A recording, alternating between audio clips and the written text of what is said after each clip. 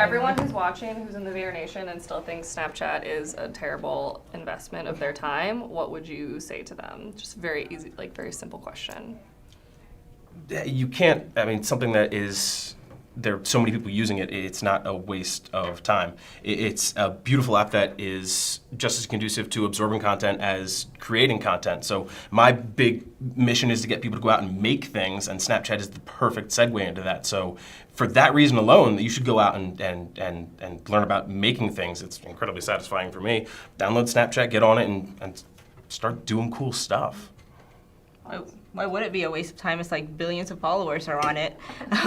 And that's a platform that, you know, has influencers, has creators, and that can like put a message out in 24 hours to like thousands of people. I don't think that's a waste of time. There's certainly no other platform that commands your attention like Snapchat does. Yes. If you're in marketing or social media and you're still not sure about Snapchat, you're stupid and you should quit your job and never work in marketing or social media ever again. So, like, the fact that you even ask that question signifies that you are in the wrong industry. So you didn't actually ask No, that that question. was I know, guys, I gotta go. Okay. We should talk about like discovery on Snapchat. Maybe Snapchat will like listen to us. User discovery. Yeah, you know, how about, Cyrene, if I can ask you a question. How did you start to grow on Snapchat? There's no discovery platform, there's There is no no way discovery platform. Basically, it's you have to take your audience outside of Snapchat. I basically like screenshotted your Snapchat, put you on the website, you became friends with me, and you shouted me out, I shouted you out, I became friends with other people, and it's basically creating this community that help each other grow. But we need something to grow more than that community. People are creating, you create awesome content, Taylor creates awesome jokes. No, I mean, look. Okay, like never mind, don't follow him. I'm just kidding. I would. And like there's so much, and like and Snapchat has this Discover channel with awesome content, but they're not supporting, you know, like this raw content that creators from everywhere are creating. And if they want to be like this new social media platform that has, you know, the news, the content, I mean, they have to start supporting the creators and not just the paid brands, the repurposed content from other websites.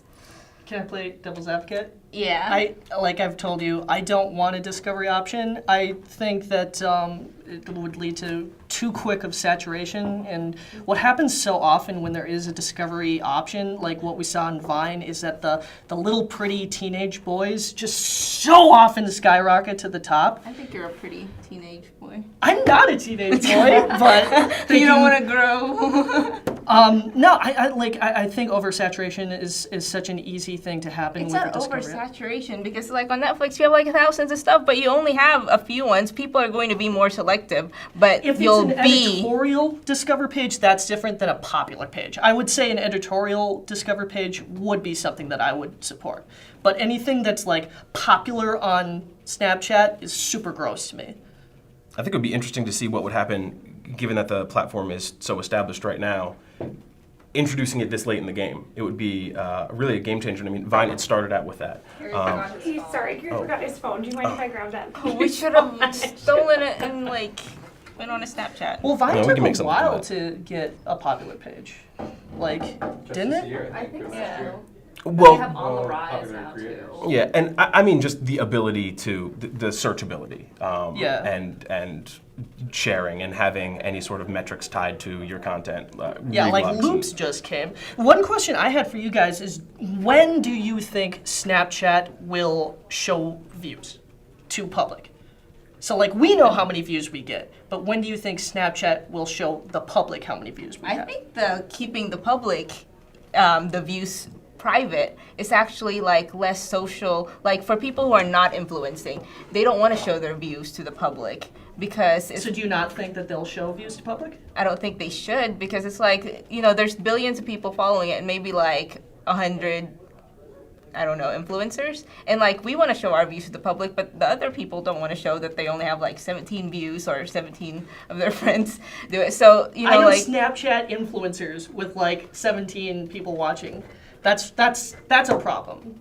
yeah, but you know, it's you have to like think about how other people are using it too. I mean, like there's the influencer part, and then there's the other part. I mean, like what do you do with the other billion of people that doesn't want to show their views and doesn't want to be like Facebook? That because it's like Snapchat is popular because you can't see the likes, you can't see the views, and people can just post freely, and that's what's so attractive about Snapchat. If you take that away and cater fully to the influencers, then it's gonna lose its magic and it's gonna become the Facebook and Instagram and stuff. Yeah, I don't think it'll ever. I don't think that they will ever make that information public. Really? Well, it's something that we care about, but nobody else really cares about. Yeah. And you just look at what happened with your score. Score was something that used to be very visible. You didn't have to follow someone or have them follow you back to see their Snapchat score, which is how many snaps you've received and opened, in addition to how many individual snaps you have sent.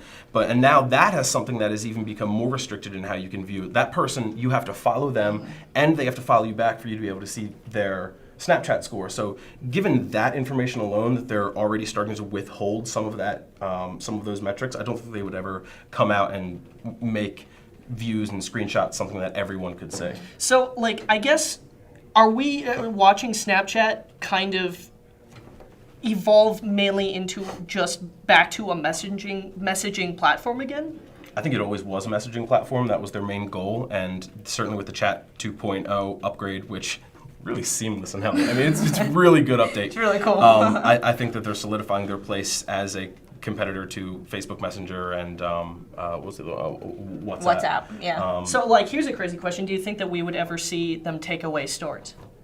No, No. because it's the only thing that makes it a viable option for brands. You don't see brands doing anything effective on WeChat or Facebook Messenger. Yeah. Those purely messaging apps aren't a territory that brands have a viable play in, at least right now in anything that I've seen. So, I mean, stories is what made Discover possible, what Right. made any sort of publishing possible on there. Obviously, So, we survive off the stories, but, like... yeah, absolutely. You don't have to, send snaps to every single person, which back in the day, that's exactly what we would do, and learning that you can only send to 200 people at a time. And Platko's OG, by the way. OG. What's OG? Means Original. what does original gangster? Is that what it means? I was like, what's OG?